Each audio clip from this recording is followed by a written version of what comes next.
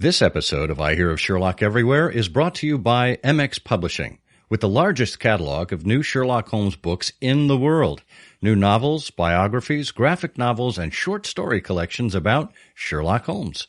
Find them at mxpublishing.com. And by the Wessex Press, the premier publisher of books about Sherlock Holmes and his world. Find them online at wessexpress.com. I Hear of Sherlock Everywhere, episode 209, Aboriginals. I hear of Sherlock everywhere since you became a chronicler. In a world where it's always 1895, comes I Hear of Sherlock Everywhere, a podcast for devotees of Mr. Sherlock Holmes, the world's first unofficial consulting detective. I've heard of you before. You're Holmes the meddler, Holmes the busybody, Holmes the Scotland Yard Jack in office. The game's afoot as we discuss goings-on in the world of Sherlock Holmes enthusiasts, the Baker Street Irregulars, and popular culture related to the great detective. As we go to press, sensational developments have been reported. So join your hosts, Scott Monty and Burt Wolder, as they talk about what's new in the world of Sherlock Holmes. You couldn't have come at a better time! Well, hello and welcome to I Hear of Sherlock Everywhere, the first podcast for Sherlock Holmes devotees where it's always 1895. I'm Scott Monty. I'm Burt Wolder. And Burt, are you an original? Are you an Aboriginal? Am I an Aboriginal? Actually, it was discovered some years ago through, I think, one of those sites, Ancestry.com, that I'm actually a carbon copy. Oh, no. Well, you are a carbon life form, so there's that. Well, that's questionable. But I found out that I was a carbon copy when I took one of my shirts to the dry cleaners, and she couldn't get that stain out, that blue stain from one of the collars. It was really a shock. Ah, you and your mimeographic memory. Well, I am just happy that you are not an abnormal original. Well, that's that. I don't know. that could be argued. There are other opinions there about that. Yeah. Well, the opinion is we should probably move on here, and this is episode 209, as we said in the intro. You can find the show notes for this episode at ihose.co/ihose209. That's all lowercase. You can find us on all of the social media channels as I Hear of Sherlock. Drop us a comment. Let us know what you think of the show. You can also comment directly to us on the show notes for the page, and that will be on ihearofsherlock.com, which is where you can find all sorts of articles and contribute to the show. Whatever you choose to do, we appreciate your support. And if you can, let other people know about the show. And one of the best ways to do that is to leave us a rating or review on Apple Podcasts. And you don't even have to own an iPhone or a Mac to do that. Well, we are happy to welcome back Terry Hunt to the program. If you recall, Terry was with us with his wife Linda and Andrew Malik on episode 204, where we talked about Frederick Dorr Steele. Just as a refresher, Terry Hunt has been an enthusiastic Sherlockian since reading the Sherlock Holmes stories when he was a boy, and over that time he developed an interest in Christopher Morley and, of course, his circle as part of his job at the senior curator of history for the Nassau County, New York Department of Parks. And that's where you can find one of the facilities that Terry oversaw, which was Morley's writer's retreat called the Knothole. Terry holds a bachelor's degree in history from Hofstra and a master's degree in history museum studies from the Cooperstown graduate program. And this is his seventh book, Aboriginals, the earliest Baker Street Irregulars, 1934 to 1940. Terry, welcome back to I Hear of Sherlock Everywhere. Oh, great to be here. Excellent. Now, you know, as I was going through your biography there, I wanted to settle on something that stood out to me that we didn't mention the last time you were on. Cooperstown. Well, we all know there is a museum facility in Cooperstown known as the Baseball Hall of Fame. Was that tied up in any of your studies or your interests while you were there?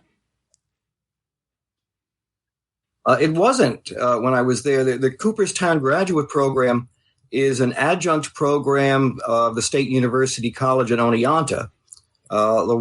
It's entirely separate. We have our own student building, dean, staff, and many of our classes were held at the other museums in town, which were then called the Fenimore House and the Farmers Museum, which were run by the New York State Historical Association. So the program was hand in glove with the association, and we had a lot of really practical experience in history museum work. Oh, that's fantastic. And I see what you did there with hand in glove, so I didn't completely strike out. Sorry. For you folks at home that don't follow baseball, my abject apologies. So let's move on from baseball and talk about probably what we think is the other great American sport, which is Sherlockiana. The Aboriginals. This is a publication from the Baker Street Irregulars Press biography series. Tell us a little bit about how you actually got interested in this subject to begin with. Well, Linda and I, as you mentioned, we have an interest in Christopher Morley and his circle, and that comes different ways for both of us. As you mentioned, I was the site supervisor for Morley's little writer studio, The Knothole, and Linda had done her library internship at the local library in Roslyn, and Bryant Library, which has a substantial Morley collection. So we had an interest and just started looking at some of these other people with whom we interacted, and had a curiosity about who these early irregulars were and how they came to come to the dinners, how they knew each other. So we proposed this to the press, and in so doing, we use the term that Morley and Robert Keith Levitt did in talking about these earliest members, and they call them either Aboriginal members or Sherlockian Aborigines, and led to a little confusion with one of the first people to review the proposal, because he got back to us and he said he didn't realize that there were so many Australian members at the early days. But we explained where the term came from, and they obviously stuck with it. And Mike Whalen decided to go with that for a title. That's clever. It's interesting. It is clever, but it's interesting. So many people get this attraction. I think everybody does in one way or another to eras that have gone before. And the 1930s, is such an attractive period. But it's also attractive because of the people around the table. You've got in Morley and his circle, these literary types and the conversations. And you tend to think of the Algonquin Round Table and the quality of those conversations. I mean, was that an element? And of course, you have this historical bent. You're interested and you're a scholar, when it comes to history. But is that part of the attraction? Well, it was in trying to figure out how they meshed and what brought them literally to the table, to the dinners in 34 and 36 and 40. And some of them clearly were literary figures, and many of them were friends of Morley from the publishing world, from the Saturday Review. But then there were others who didn't fit that at all. And one of them, Dmitriev, was a sculptor. So some of them you try to figure out how they blended, and the quality of the conversation, I think, as you mentioned, must have been scintillating and fun.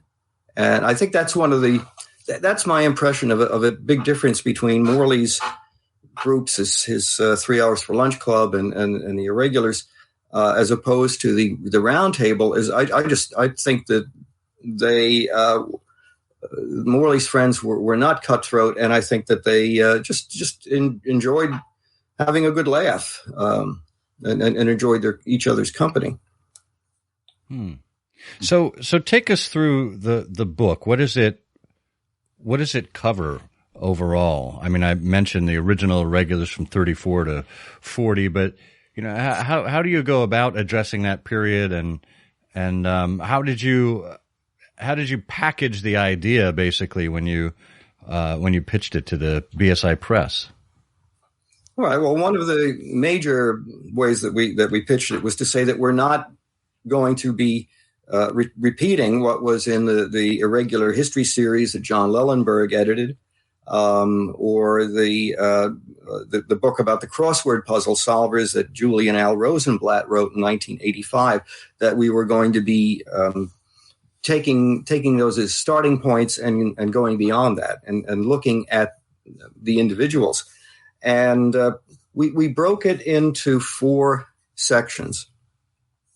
Given that we had a very limited page count, we knew precisely how many pages we would have, how many words we could use. So the first section dealt with the really significant Sherlockians of the period.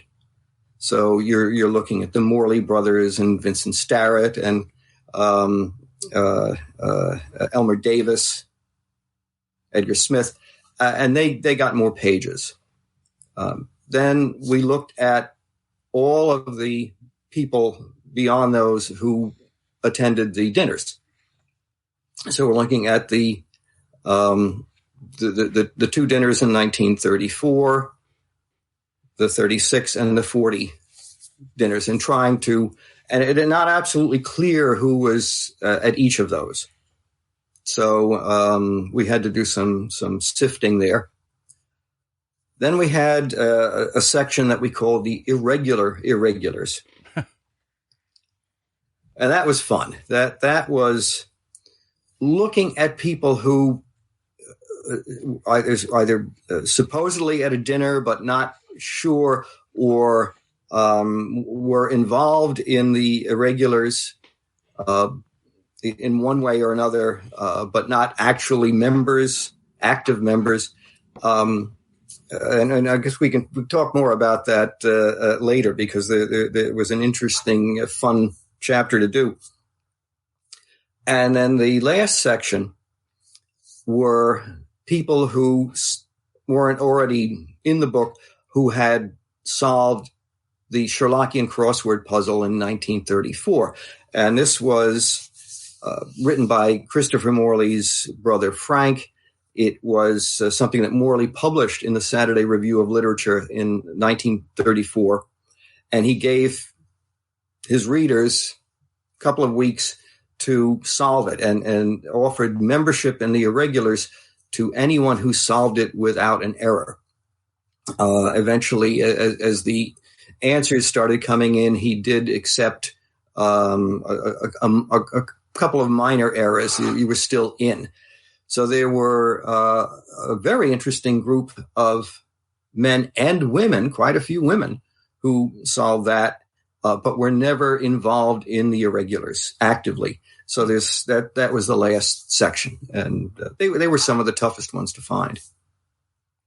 Yeah, I would imagine. So, one thing sticks out to me there. You mentioned the Morley brothers. There were 3 Morley brothers, Christopher, Frank, and Felix, intimately involved in the early days of the BSI. And yet, I think as we saw over the years, the other 2 Morleys kind of faded away. Did they not have the same level of enthusiasm as Chris, or what's the story there? Well, Frank Vigor Morley spent most of his adult life in England. After graduating from Haverford, or actually he graduated from Johns Hopkins. He started, like all the 3 brothers, he started at Haverford, but then he transferred to Johns Hopkins because it had a more intensive math program, and that was his specialty at the time.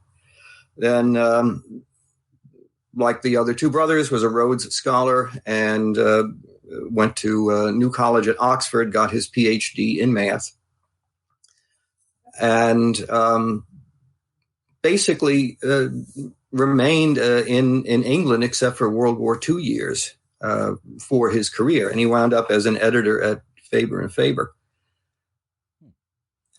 He had an interest. He was one of the first, one of those who attended the first meeting of the Sherlock Holmes Society in England, in London in 1934. And it wasn't his primary interest. And I think the same with Felix. Felix did attended some irregulars dinners. He was there in 1940, and he gave a noteworthy paper on the second stain. But he was somewhat disappointed in as he put it, some of the members were too far along in drink to appreciate the fine points by the time that he was put on the schedule. So he did come back a couple of times, and he came to speak about Christopher Morley a couple of years after Kit's death. But he insisted on being put early in the schedule so that the audience would be sober enough to appreciate his efforts. It's probably worth noting, too, just a little aside in what you were saying there, that all three Morley brothers were Rhodes Scholars. Yes, the only threesome in the history of the award. That's astounding. That's astounding.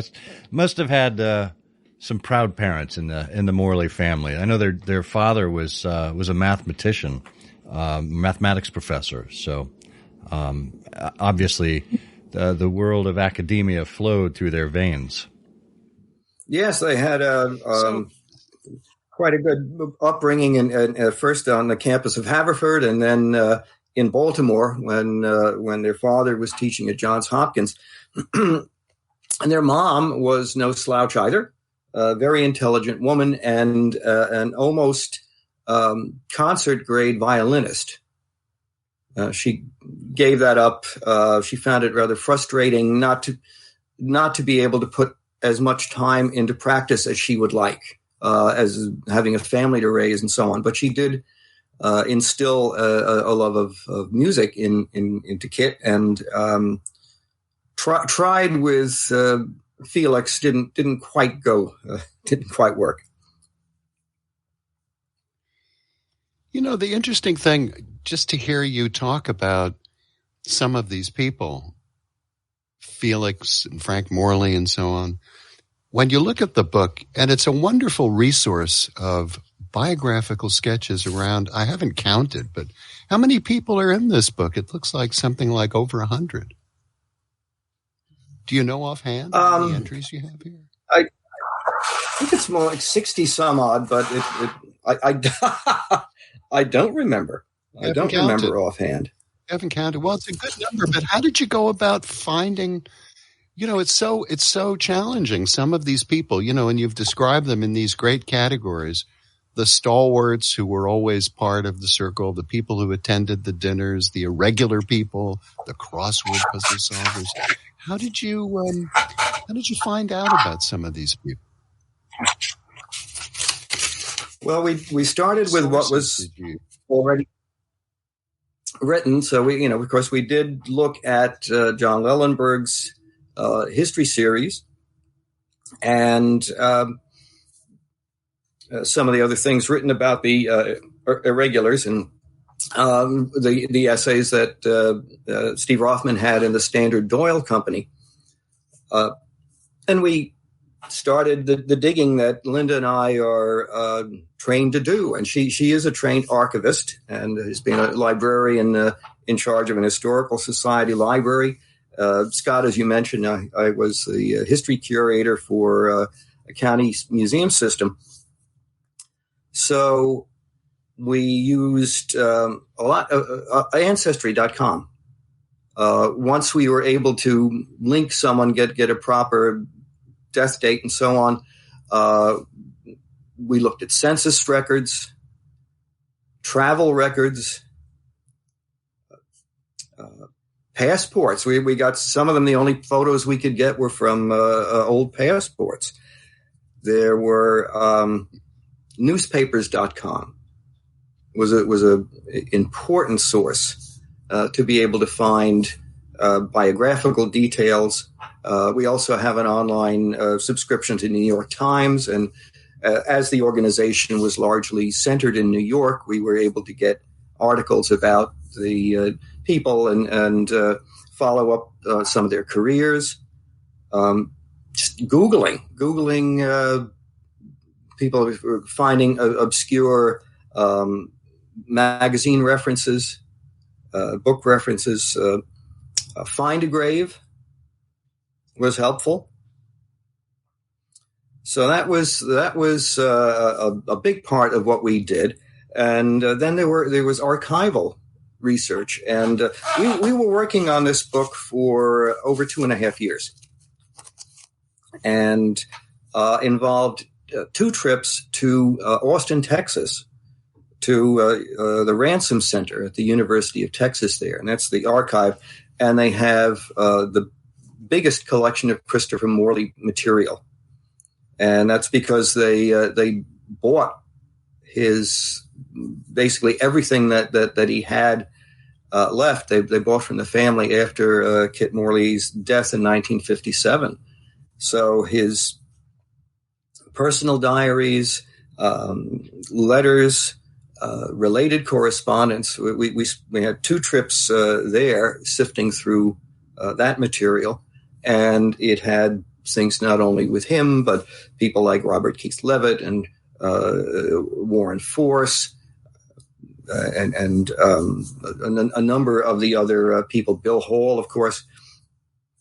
We did the same type of research in the Morley collection at Haverford College, and made a couple of trips there over the years, as well as the Bryant Library in Roslyn. And it's a local community library. They have an excellent local history collection and a substantial Morley collection, including a lot of manuscript items and typescript letters, and it was very, very useful. And the staff there was a big help. It sounds like you left no stone unturned in undertaking this exercise. I mean, that's pretty comprehensive, and over the course of 2.5 years, that's a long time. As you were working on this, Terry, how do I put this? You were working on it hand in hand with Linda. Talk a little bit about what a team approach to this kind of thing is like, because I'm sure there were some ideas that you brought to the table on how to uncover information. I'm sure that Linda has a whole wealth of information about this kind of research as well. Talk to us about the collaboration. We have different strengths. Linda does not consider herself a Sherlockian. The fine points of the canon are my department, and recognizing the Sherlockian connections and references in some of these items, that was my job. So she was particularly good at finding the tracking down people and finding the biographical details in the sources that I mentioned. And we would take turns. I have to say that at the time that we were working on this, we only had one computer. We didn't have, we've since, gotten an iPad and that, but we only had one. So we had to take turns getting on and looking at the ancestry account and so on. So we would alternate that way, but she was really very, very skilled at beating the bushes and finding obscure references. When we went to places like Haverford and the Ransom Center, we would each take a file. would do work on different things, and if she saw something that she thought I would be interested in seeing, or something that specifically had to do with a Sherlockian topic, then I'd look at that. And the same thing if I were looking at something and it had material that I knew that she would be interested in seeing, somebody that she particularly was interested in, then I'd pass that along. And of course, to move things as quickly as we could on these trips, and we wanted to maximize the efficiency. We took pictures of lots of stuff. So again, I'd have the camera, and she would find something. She's like, "We'll take a picture of this," and then we would look that over maybe that evening, or certainly when we got home, and exchange notes. Fascinating. Well, we are going to pick up on some of the juicy details and some of the minutiae, the stories behind the people in Aboriginals when we come back with Terry Hunt in just one moment. Stay tuned.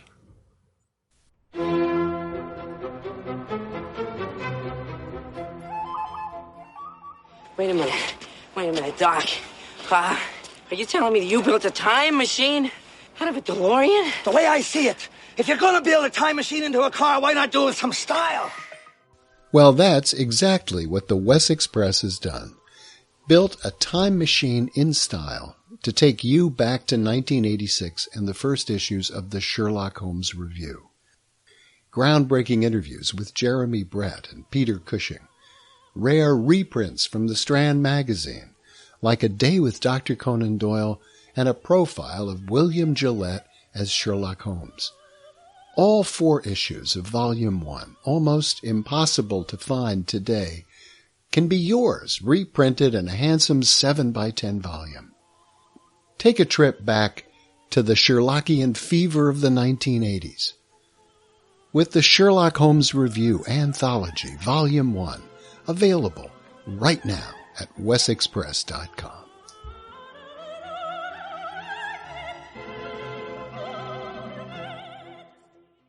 Okay, we are back talking about Aboriginals from the BSI Press with one of the authors, editors, Terry Hunt. Terry, you were talking about the wonderful research that you and Linda undertook there, and uncovering some of these people. What are some of the stories that stood out to you? The people, or the their association with the irregulars. What are some kind of standout stories? Well, one of the most significant and one of the biggest surprises that we got had to do with the date of Sherlock's birthday. And that's something that has been embraced as January 6th, and this initially proposed by Christopher Morley himself. And so this is where the annual dinners focus, is the gatherings in London and in New York. This is the root of our fellowship in many ways. And we were stunned to find in the Saturday Review of Literature, and that was one of the sources that we also use quite a bit, that in 1933, Christopher Morley proposed it as the date of today's issue, which was January 7th. And later in the year, Morley, putting in a letter with someone else's name on it, said, well, earlier this year it was suggested that January 6th was the birthday of Sherlock Holmes, so I think that there should be a dinner or some gathering to celebrate that. And that was what led up to the original luncheon for the birthday, which was held at the Hotel Duane in Manhattan on January 6th, 1934. But what was apparently the impetus behind it is that afterwards, Christopher Morley always wrote that he felt gratified that Holmes happened to be born on the same day as his brother Felix, which was January 6th. So we don't have absolute proof, but it's certainly something made that change from the 7th to the 6th. And we think it was that initially was that tie with Christopher's brother Felix. I can only imagine the power of suggestion at some of those Morley brother dinners. Mm-hmm. It may be discounting the effect of the Christopher Morley environment noted earlier by his brother Frank, which it could be that a little alcohol had something to do with the confusion here. Well, it was more than a little at that those initial gatherings. There were, and let's just mention that initial gathering at the Hotel Duane was co-ed. It was really more of it was a gathering of his Grillparzer Club. So it was some of his publishing cronies and some of their gals, as they would put it, coming along, and they played sardines in the closet and had drinks and lunch. Whoa. There's way too much to unpack there. Sardine joke aside. So I want to know about sardines, but I also want to know what's a Grillparzer for our listeners. Christopher Morley had a few different clubs that he organized, and there was one in the 20s into the 30s called the 3 Hours for Lunch Club, which was just that. It was he would call friends on a short-term basis and just let's get together, and that was all men. But then in the 30s, an offshoot of that was something he called the Grillparzer Club, and similar group, but this one also included women. And it was so named because he grabbed a book in a nickel book lot on his way to his first meeting there, Cella's restaurant, and it was it was an account of the Austrian poet and playwright Franz Grillparzer, and he would have them sign the book. And if you came to your first meeting, you there was an initiation, and you got to sign the book and were on a quote that you chose at random. And sardines? At some of these gatherings, you where there were mixed group, one woman would be picked, and she would go hide someplace, and it might be in a coat closet or in a little nook someplace behind a curtain. And then it was a hide and seek, but then the next person who found her would just squeeze in, and then somebody else would go, and so on. So you alternated man and women, and eventually everybody was happily squeezed in like sardines. And the first few, I guess, were particularly happy. Wow. I'm not sure Mrs. Morley was, but the rest of the group would be. Well, in those post-Prohibition days, people must have been, just had so many reasons to celebrate that things got silly. So, now you mentioned Chris Cella. Who or what was Chris Cella? Chris was the guy who ran Christopher Morley's favorite speakeasy and restaurant.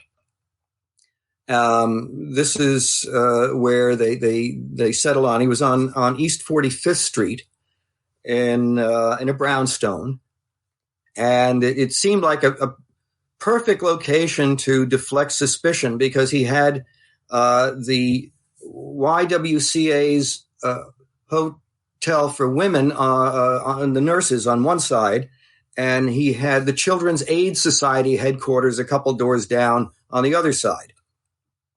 Was known for very fine food and available drinks during Prohibition. Afterwards, he went legit, and he had a very popular restaurant. Unfortunately, that's where the first dinners were held. The two in 1934, and then the one in 1936. Then the business became a little bit too good. He expanded, the prices went up, and the Morley and the Irregulars stopped going there. But he's in the book. There's in an appendix, there is a little profile of him because he was so important in the early days of the Irregulars. And we'll have a link. Excuse me. We'll have a link in the show notes to an article about Chris Tselas from the New York Times in 1985, kind of looking back on it. So you can check that out in the show notes. Interestingly enough, as I look in the lineup here in the appendix, as you list the dinner attendees by dinner, there were 3 BSI dinners in 1934, and then none in 35. One in 1936, and none again until 1940. It seems like a rather scattered and haphazard approach to the Irregulars in those early years. Well, that's because it was. What do you attribute that to? Well, the first one, as you look in 1934, was they had the birthday lunch at the Duane. Then they had their first official meeting in June. And Morley, of course, was planning this as something that he had been working on. And then he got word that in London, the Sherlock Holmes Society there was going to be having its first meeting on June 6th. So Christopher Morley wanted to be the first in the world to have a Sherlock Holmes Society, scheduled his dinner on June 5th. He had to shoehorn that in. So that's why that happened in the middle of the year. And then the big dinner he had on December 7th, which is seen as the first birthday dinner. And that's the one where so many of the seminal Sherlockians attended. People like William Gillette and Morley,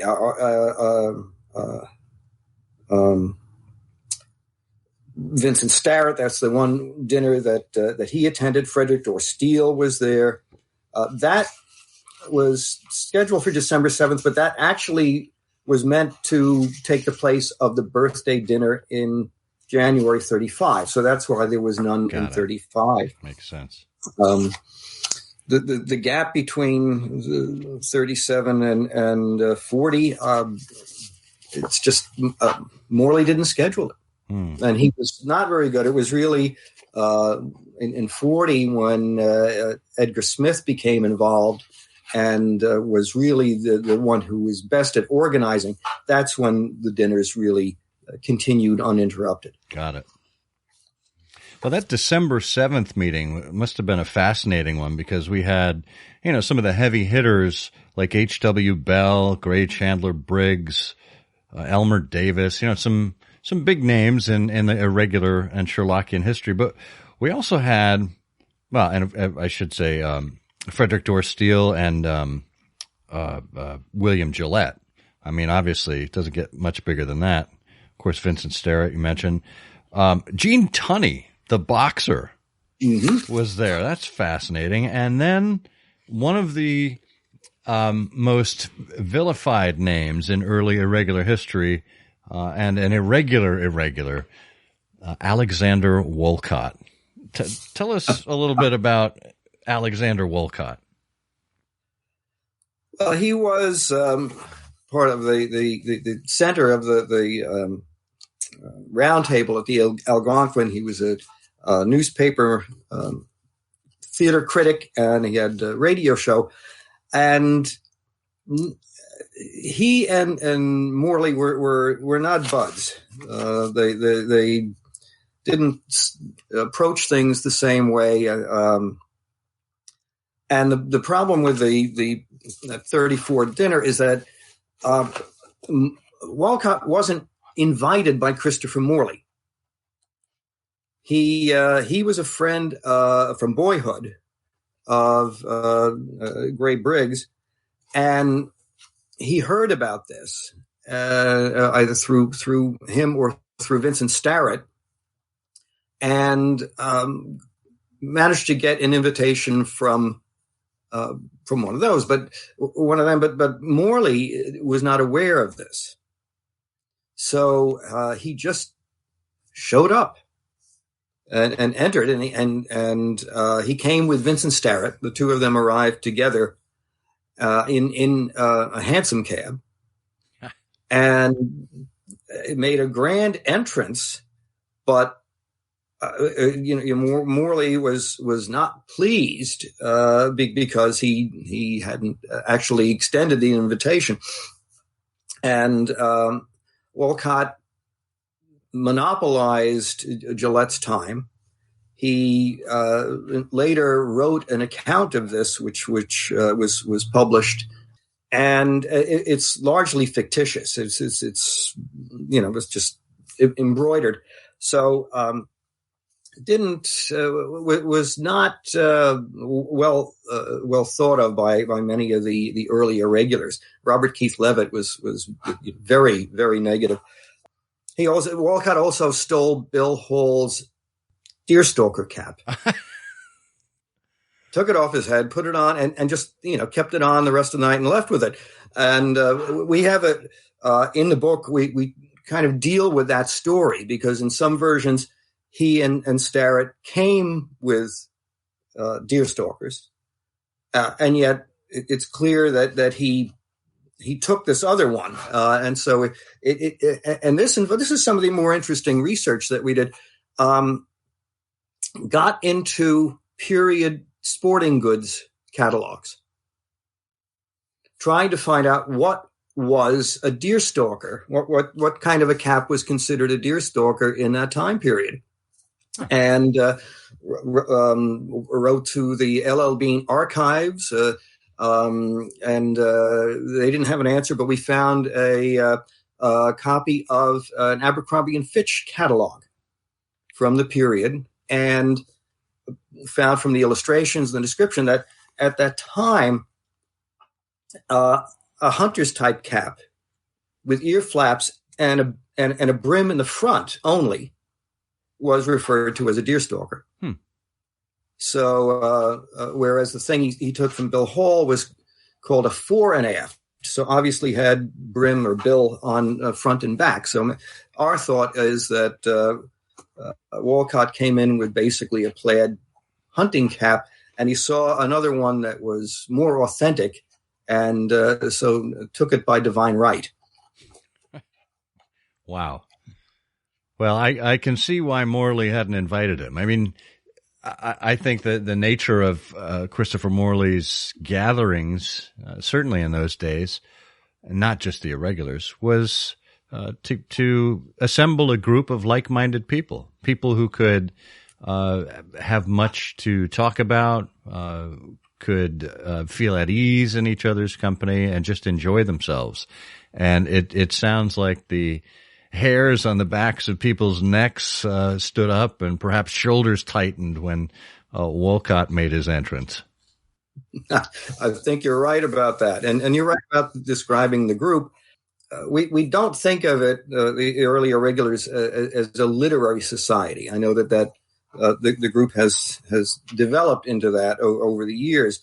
And we don't think that the people the men who were attending would have thought of it as a literary society, but it absolutely was a society of highly literate men who enjoyed each other's company and talk. And Gene Tunney is a good example. Now, he was part of Morley's lunch groups, and best known as a boxer, but he was an authority on Shakespeare. And highly literate and highly well read, and he would on training. He always brought books with him, and so he absolutely fit in. He was not necessarily a Sherlockian, but he could hold his own.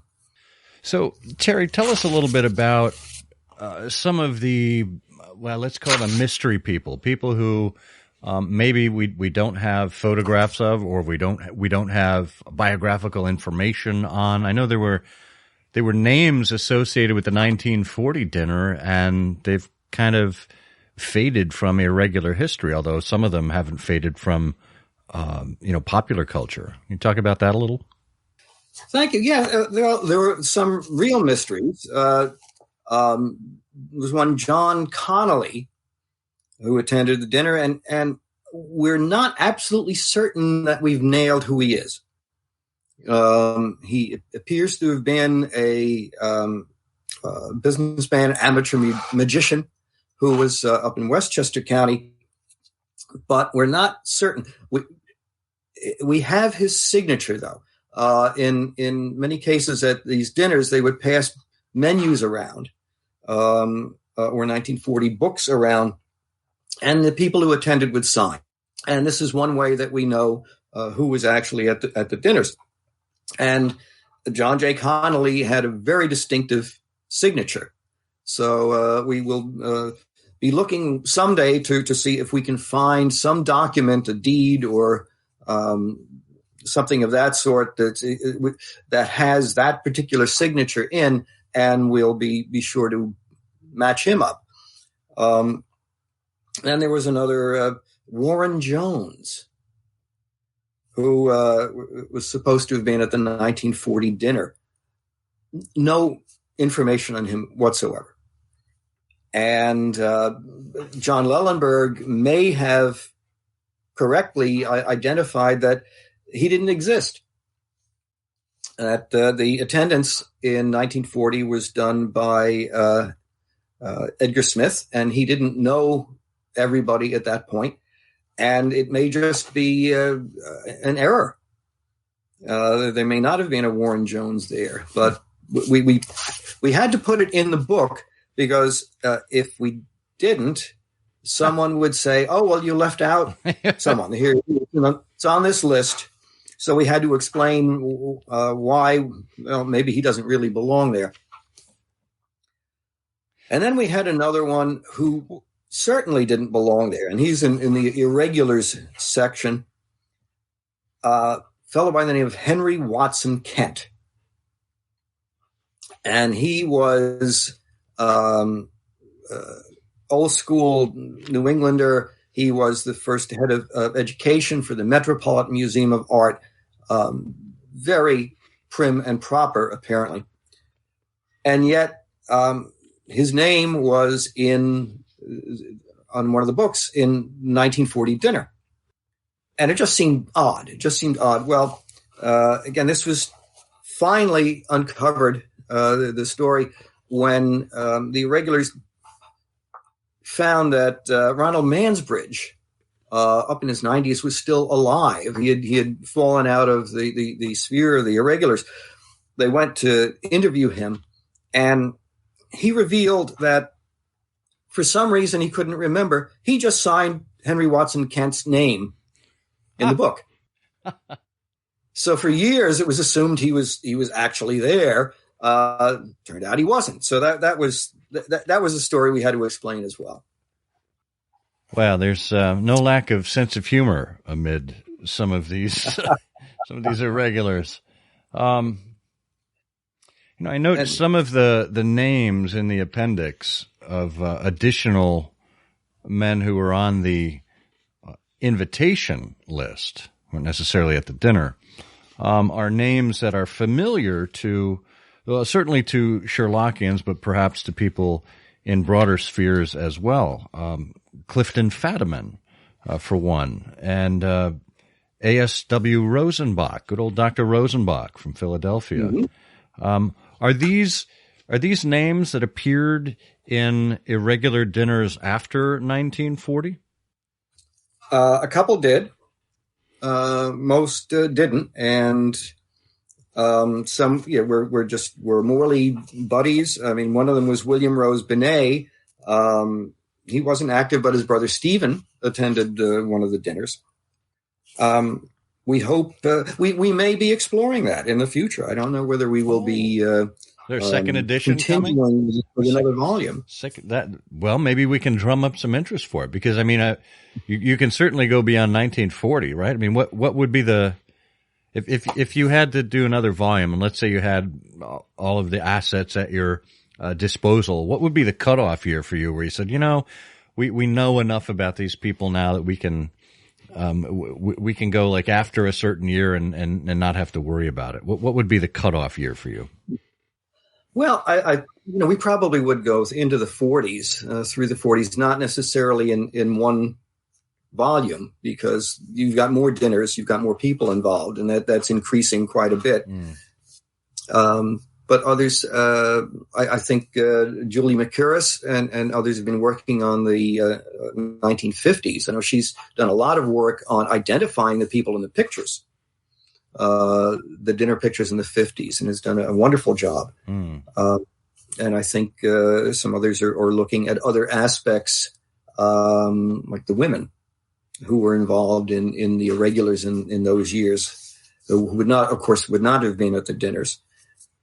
But we will see, and we actually have been asked to do an expanded second edition of Aboriginals.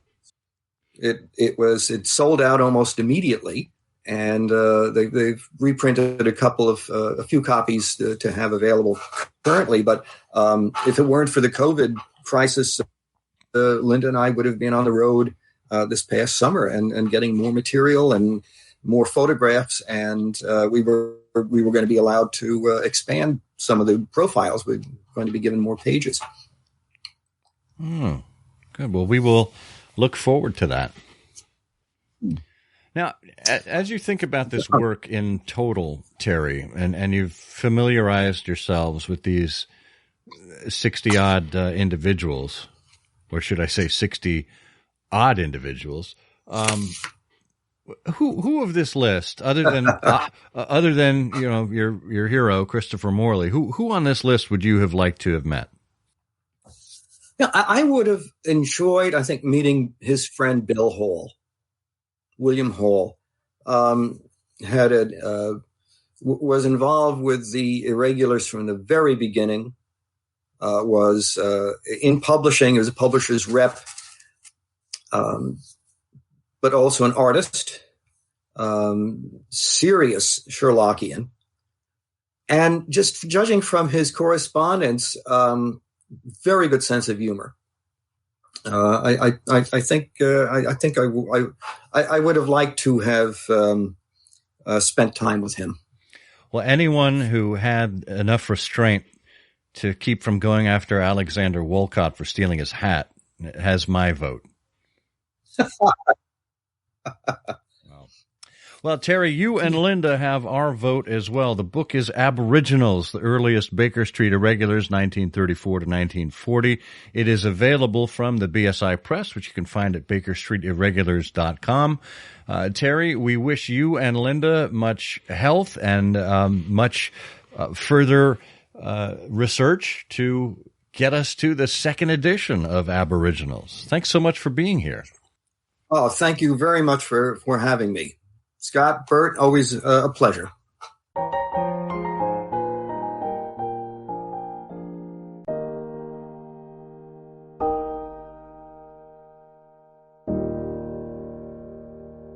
I don't know. One of the things we didn't really touch on is how much fun this is. I mean, it's interesting to look at this as a resource for information about the early days of the Baker Street Irregulars. But I meant to tell Terry, I just had an opportunity to really use the book. Every so often you go through your library, and I happen to have a book on my shelf, The Private Life of Henry Maitland by Morley Roberts. And I haven't read this in a long time, and I took it down and I said, do I really need this? And I opened it up, and someone, not me, has written on the flyleaf, this is generally accepted to be the life of George Gissing.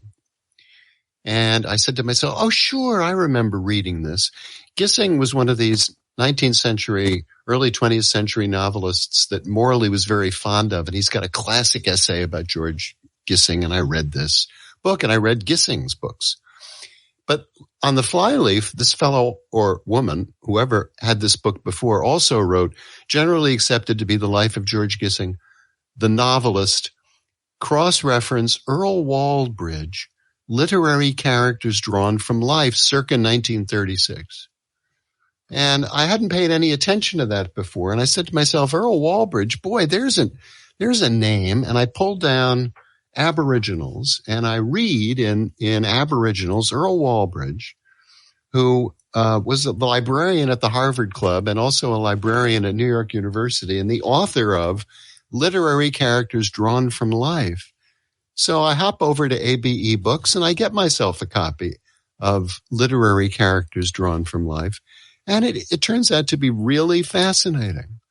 How people in real life, according to Walbridge's extensive research, pop up in various literary efforts over the centuries. It's just amazing. Going back to 1634, Dutch drama. He's got an entry here, Hugo Grotius's third and last Latin drama. So Pomponius was translated by Vondel into Dutch in 1635. And then he goes on about Hugo Grotius. I mean, it's just absolutely amazing. And so Walbridge turns out to have been a character who I would know nothing about without having my copy of Aboriginals nearby. That's fantastic. Well, they say Aboriginals is like a box of chocolates. You never know what you're going to get. Well, I think we got to the point here where we need you to check out a word from our sponsor. We will bring you a word from MX Publishing. They have a program now called Books to Books. You heard of their Books to Trees program, where they would plant a tree for every book that's purchased. Well, now, with Books to Books, they are actually funding not only the 1,000 trees, but they're turning it into donations to the Happy Life schools in Kenya, where they are helping kids to read. With the expansion of Happy Life schools, MX tells us that the team are providing education not just for the 150 kids at Happy Life, but hundreds more in the local communities. And the Books to Books project, they want to fund 1,000 school books by the end of 2021. So every $50 that you spend on the MX Publishing website will go towards a $5 donation, the average cost of a school book, to Happy Life. So when you get to enjoy the fine books from MX Publishing, and believe me, there are quite a few to choose from, the kids at the Happy Life Village in Kenya will also benefit from what it is that you're enjoying. So thank you to MX Publishing for expanding reading beyond our borders and beyond the usual, and helping kids to become literate.